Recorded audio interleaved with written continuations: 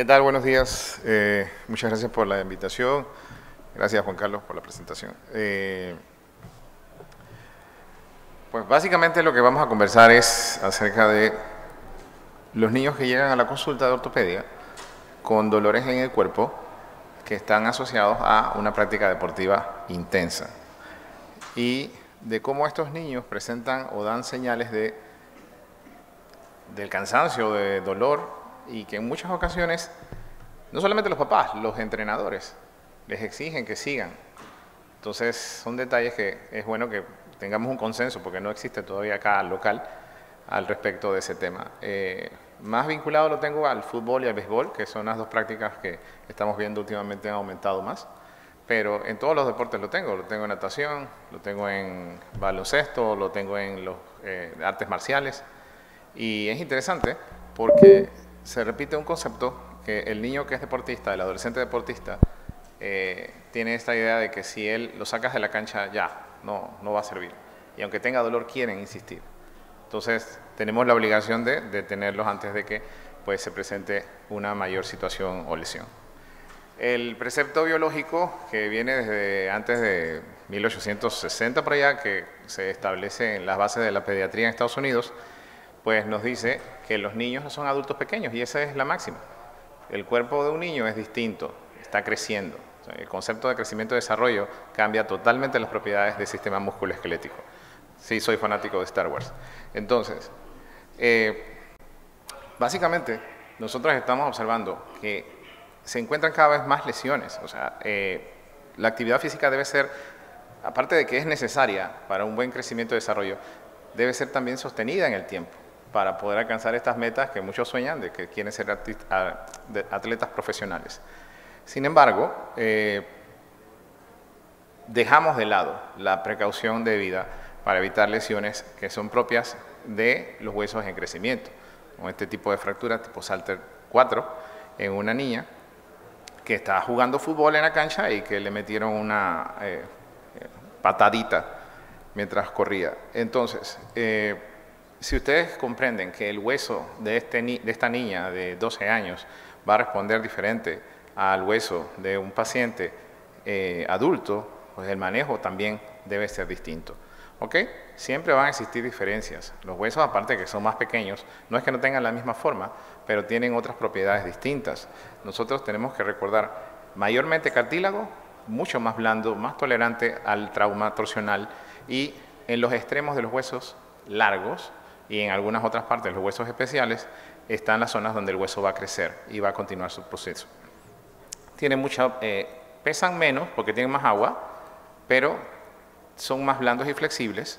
Esto los hace tolerables o resistentes a cierto tipo de lesiones que nosotros en los adultos no vemos. Y también en la transición del niño al adulto vamos a encontrar, en el caso de un adulto encontramos las fracturas de pilón tibial en los adolescentes arriba de 11 a 14 años con cierre de fisis en la zona tibia distal, fracturas específicas de ellos, que son fragmentos de Turton Holland muy grandes a nivel de la tibia distal y que se tienen que reconstruir. Que es interesante, nosotros podemos asumir, bueno, este tipo son lesiones traumáticas y eso es como que la única razón de ser de nuestro trabajo. No, existen las otras lesiones. Las lesiones por sobrecarga, como en este caso, la imagen que estamos observando aquí, es una enfermedad de Sever. Esto es una epifisitis del calcáneo, el talón doloroso del niño. No es un espolón calcáneo, no es una fascitis plantar. Es la inflamación del núcleo de crecimiento de la zona del calcáneo. Y nosotros tendríamos que estar familiarizados con el concepto de estas inflamaciones para comenzar a sospecharlas. ¿Ok? Si el hueso es mucho más elástico, al momento del impacto, los ligamentos y los tendones son mucho más resistentes. Y por eso es que vamos a ver casi siempre más fracturas de radio distal que en el adulto. A pesar de que son las fracturas más frecuentes en el ser humano, el comportamiento de los tejidos blandos alrededor es diferente. O sea, no es fácil encontrar una luxación de codo en un paciente pediátrico, es mucho más fácil encontrar una fractura supracondilia. ¿Ok? A veces encontramos fracturas de húmero proximal con trazo de tallo verde, porque es más fácil que se fracture esa zona metafisiaria a una luxación. O sea, son detalles interesantes que solamente ocurren en el momento en que estamos en crecimiento. Entonces, acá un ejemplo, un adolescente tiene fisis abierta, tiene 14 años y la fractura es una fractura tallo verde en los dos huesos en la zona diaficiaria. ¿Por qué lo pongo de ejemplo? Porque no es solamente por la edad, no es que yo tengo 15 años y ya yo dejé de crecer. O sea, esto es un proceso que se mantiene y hay personas que tienen fisis abiertas hasta los 17, 18 años. No solamente hablando específico de los sitios de la pelvis, por ejemplo, que son las que más tardan en cerrar, sino también en la zona distal del fémur y en el antebrazo. Entonces, aquí una imagen del Iron Kids en Cartagena. Si nosotros hacemos un manejo multidisciplinario, somos parte de un equipo y recordamos, no estamos solos, no es solamente un ortopedista, es todo un equipo, como ya lo mencionamos todos los especialistas anteriores.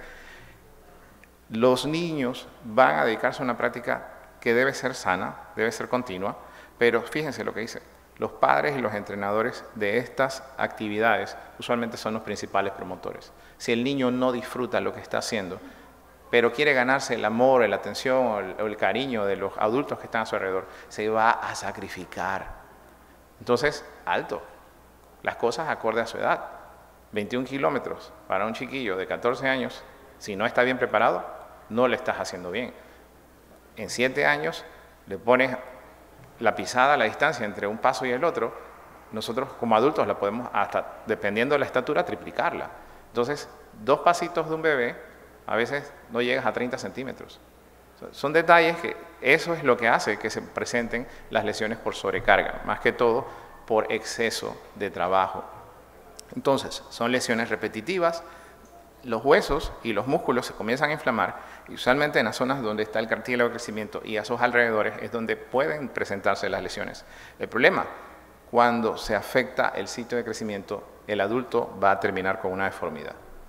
No porque nosotros seamos perversos, sino porque esa es la forma en cómo la naturaleza se protege. Entonces, las lesiones ocultas, con el tiempo, si no se tratan, pueden provocar alteración de la función de las articulaciones y pérdida de las mismas, si en tal caso el paciente no puede reintegrarse a las actividades deportivas. Ahí, por ejemplo, una fractura del polo inferior de la rótula, hablando, por ejemplo, de cuáles son estas lesiones agudas que se pueden presentar. Arrancamiento de epitróclea, avulsiones del polo inferior, fractura de avulsión de las tuberosidades pélvicas, lo he visto ya en 2 futbolistas adolescentes que han fallado la patada y es tan fuerte el movimiento que arranca el origen del sartorio, y eso es interesante porque el paciente queda limitado, no puede correr, pero no quiere salir de la cancha. Cuando llegan a cuarto de urgencias, le tomas la radiografía convencional y no sospechan la lesión. Lo manejamos como un esguince y a la semana el paciente todavía no puede entrar a jugar por este tipo de lesiones y hay que hacer solicitud de resonancia, hay que trabajar con el radiólogo porque hasta para eso hay que tener esa malicia y sospechar el diagnóstico. Y la otra lesión que es bastante difícil de ver, pero que en los adolescentes, aquí lo tengo, las avulsiones de la espina tibial anterior. Las de sobreuso, entonces, son las apofisitis o lesiones fisiarias, osteocondritis disecante, fracturas por estrés y lo que se conoce en la actualidad como la triada de la atleta femenina. En este caso, lo que tenemos en la imagen es la inflamación de la tuberosidad anterior de la tibia en un lado, que es en el caso de la enfermedad de Osgood-Schlatter, y en el otro vemos la inflamación en el área del capitellum y en la zona de los epicóndilos distales del húmero, que es la lesión que se conoce como el codo de los deportistas. Entonces, las pequeñas ligas. En ambos lados del codo, por el movimiento de lanzamiento, nosotros podemos ver cómo se desplaza y cómo se va poco a poco separando. Entonces, los puntos dolorosos van a ser ya sea hacia la zona de la cabeza del radio o hacia la zona de la epitróclea. En cualquiera de los dos, eso provoca mucho dolor y limita la capacidad de lanzar o de tirar objetos. No solamente le afecta a los beisbolistas, puede afectar a otros deportistas, los niños que juegan voleibol, hasta los tenistas también se pueden afectar en el codo. Entonces, el codo de las pequeñas ligas, que conocemos con el epónimo enfermedad de Panner, lo ves como la epifisitis en la zona del capitellum, la inflamación que se presenta le provoca dolor al movimiento de pronosupinación y cuando hacen el movimiento de lanzamiento, y si se dan cuenta puede ir un rango bastante amplio, de 9 a 14 años. Siempre el mecanismo que lo provoca es el estrés de la repetición.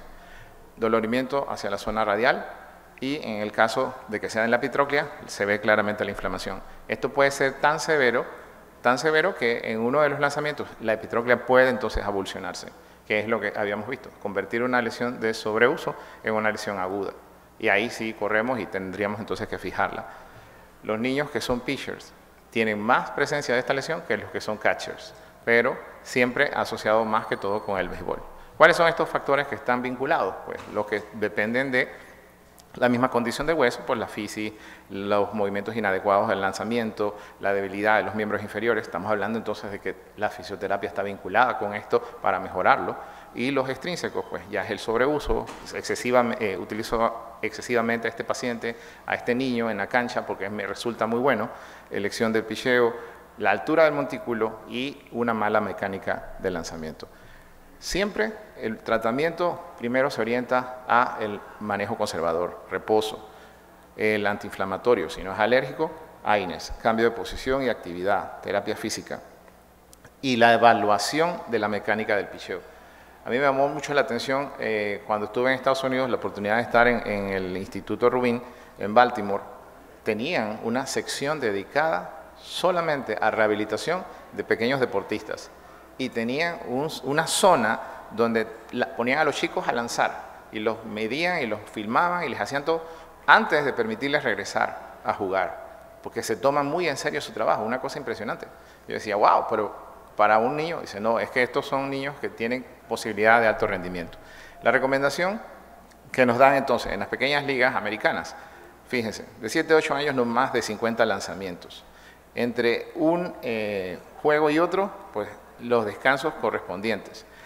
Entonces, nosotros vemos, si lanzaste 50 lanzamientos, tienes que descansar hasta 2 días.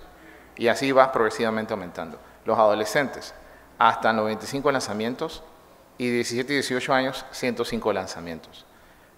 ¿Qué sucede? El niño es bueno. Tienes un solo pitcher que hace ese efecto en la cancha, no descansas. Y a la semana siguiente lo llevas, y lo llevas, y lo llevas, y lo llevas, y luego aparece en la consulta con muchísimo dolor porque la mamá o el papá detectan que tiene la limitación. Pero no deberían ser ellos, deberían ser los coaches. Pero esa parte del apasionamiento deportivo es el que nos saca de juicio. Aquí en Panamá, en algunas de las conversaciones que mantuve con coaches de béisbol, se me dicen que ellos mantienen o tratan de mantener este concepto. Pero va a depender también de lo que quiera conseguir el entrenador, vamos a ponerlo de esa manera. Osteocondritis disecante, ya sería entonces otra patología, afecta el cartílago, es frecuente en los adultos jóvenes, puede llegar inclusive a afectar personas de 25 años, fracturas osteocondrales que se dan en zonas con falta de irrigación, lo puedes dividir en 4 grados, y el 4º grado es el fragmento que está totalmente desinsertado y que se desplaza. Esto nosotros tenemos que tratarlo con mucha atención. ¿Por qué? Porque vas a dejar prácticamente un agujero en la superficie de la articulación y eso, si no se regenera, con el tiempo va a terminar en una artrosis. Entonces, si es un paciente pediátrico, las artroscopías se consideran muy útiles, sobre todo para el tipo de procedimientos que se están haciendo ahora. Si lo ves como pediátrico, 14, 15 años, pues ya hay tratamientos, inclusive con la mosaicoplastia. La idea de poner la radiografía es porque no solamente una resonancia nos puede dar esa información. Una buena radiografía, sospechando la lesión, nos puede enseñar dónde puede levantarse lo que es la superficie de cartílago y separándose del hueso. Entonces, siempre sospechar que hay algo allí cuando hay una pequeña línea radiolúcida, miren la lateral donde está señalándose, porque lo ves por encima, le pones una AP y una lateral y solo puedes ver esa línea. Y si se superpone con la rótula, probablemente no se vea mucho. Esta se le conoce como enfermedad de Koenig o Payet. El Osgood-Schlatter, que es la más frecuente que hemos visto siempre, 8 a 15 años, mayormente en futbolistas, por el tipo de tracción fuerte que se ejerce sobre del cuádriceps hacia la inserción en la tuberosidad anterior. ¿Okay? Puede ser bilateral hasta un 25% de las veces y mayormente lo vemos en los varones. ¿Y qué resulta? Se inflama la zona de inserción y es tanta la inflamación que llega un momento en que compromete la circulación local y va fracturándose o fragmentándose los fragmentos en la zona epifisiaria. El tratamiento se puede conseguir dependiendo de la severidad con reposo, le puedes inmovilizar, lo puedes dejar con una bota larga si el caso es extremo o el paciente no coopera, porque también sucede que con una buena analgesia y reposo a la semana muchos de estos pacientes ya quieren volver a la cancha. Pero cuando tú los tomas y le haces la palpación directa sobre la tuberosidad anterior, el dolor se presenta. Entonces, el momento que tú le hagas la palpación, lo que yo hago es que les pego con el dedito y esa vibración les provoca dolor. No vas, todavía tienes que esperar. Eso es sencillo, porque si es una vibración pequeña, significa que la zona del cartílago que está allí inflamada todavía mantiene esa inflamación. Entonces, tendríamos que dejar al paciente descansando y a veces hasta un mes y medio. Pero imagínense lo que significa eso en la vida de estos muchachitos. O sea, que hay que trabajar fuertemente. Y entonces, la otra parte es el síndrome de Johansson-Larsen, en donde los muchachos, en este caso los saltadores tipo baloncesto, pero también voleibol y fútbol, tienen reblandecimiento de la zona inferior del polo inferior de la rótula, y eso provoca entonces progresivamente la inflamación que provoca dolor. Igualito, con anatomía ustedes hacen la palpación, no duele la tuberosidad anterior, duele el polo inferior de la rótula. Entonces hay una sobrecarga continua y no hay un reposo entre un evento y el otro. Y ahí ves entonces las dos opciones, Cindy Lancer-Johansson o el Osgood-Schlatter. Lo pones como rodilla del saltador, pero en realidad es cualquier deporte en donde no se hace el reposo adecuado entre un evento y el otro. Ya hablamos de Sever, la inflamación, en este caso de la epífisis en zona del calcáneo. Importantísimo, cuando llegan, qué calzado usa el niño para correr, para hacer deporte, o en los casos de los dojos, donde solamente es madera directa el contacto del talón. La mecánica de la marcha es distinta en los menores de 5 años, menores de 7 años y menores de 9. Tenemos que estar conscientes de esto porque un pie plano valgo cuando corre y hace el movimiento ese que es característico de la marcha de un niño pequeño, no lo hace porque él quiere, es porque sus músculos están comenzando a tomar fuerza. ¿Qué necesitamos? Entonces, mejorar ese patrón de marcha con fisioterapia. O sea, que todo el concepto es un trabajo en equipo. Si el zapato es un zapato muy ajustado o es demasiado duro, muy rígido, también es un problema. Tendríamos que tenerle plantillitas para que no les duela tanto. Lo he visto mucho también en los pequeños beisbolistas con los taquillos. Otra enfermedad también que se presenta por la zona de descompresión, en este caso en el escafoides del pie, la enfermedad de Kohler. Ahí se ve en la imagen superior cómo se pone prácticamente blanco ese hueso en el área del escafoides en comparación con el otro. Y progresivamente lo estás aplastando y el cuerpo entonces se va reblandeciendo. Puedes provocar, siendo tan severo, puedes provocar una necrosis vascular.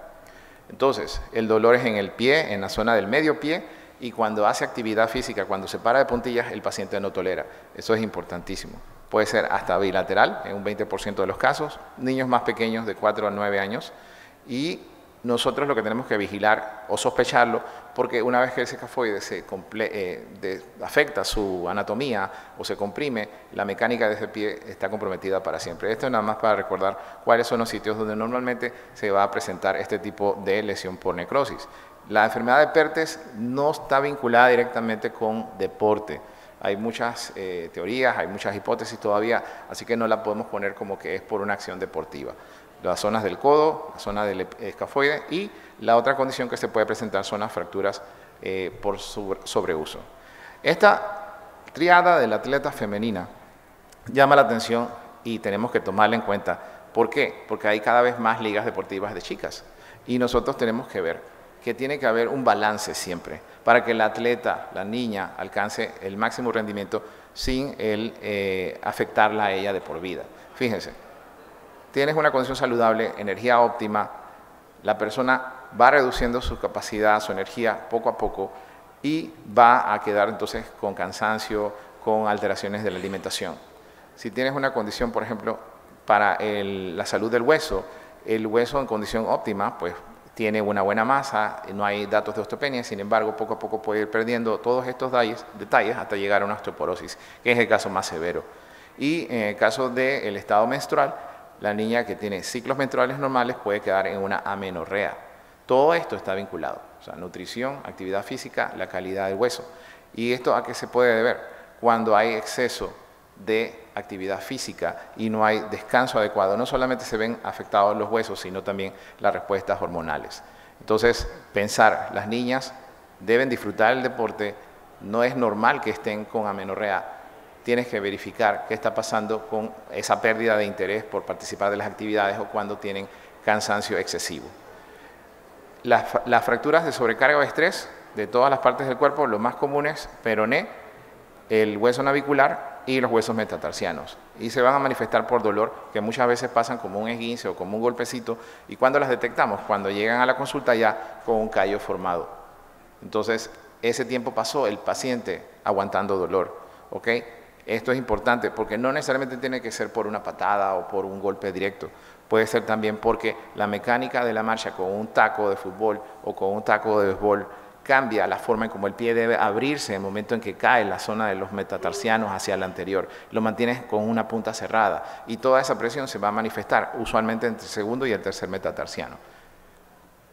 Entonces, debemos siempre mantener la idea de practicar el deporte como un concepto saludable, pero si lo haces de manera divertida, lo que está demostrado hasta ahora es que los niños lo van a mantener para el resto de su vida. Si lo haces como como una imposición, definitivamente no lo van a disfrutar. Si quieres hablar de que el niño es excelente para el tenis, que el niño es excelente para la natación, es excelente para el fútbol, antes de los 15 años, cualquier cosa que hagamos con ese paciente debe ser de diversas índoles, porque el cuerpo entero tiene que desarrollarse. Arriba de los 15 ya podemos entonces especializarnos, dedicarnos a ese tipo de actividad solamente. ¿Por qué? Porque ya está con una madurez esquelética suficiente para que comience a tolerar las actividades deportivas. ¿Qué es interesante? La motivación. Pero, ¿son los papás? ¿O están desesperados porque ese niño llegue a las grandes ligas o llegue a la LPF o llegue tan lejos como se pueda? Solamente, fíjense, 3 a 11% de los atletas de secundaria van a competir por estas becas en Estados Unidos y de esos que compiten solo el 1% las gana.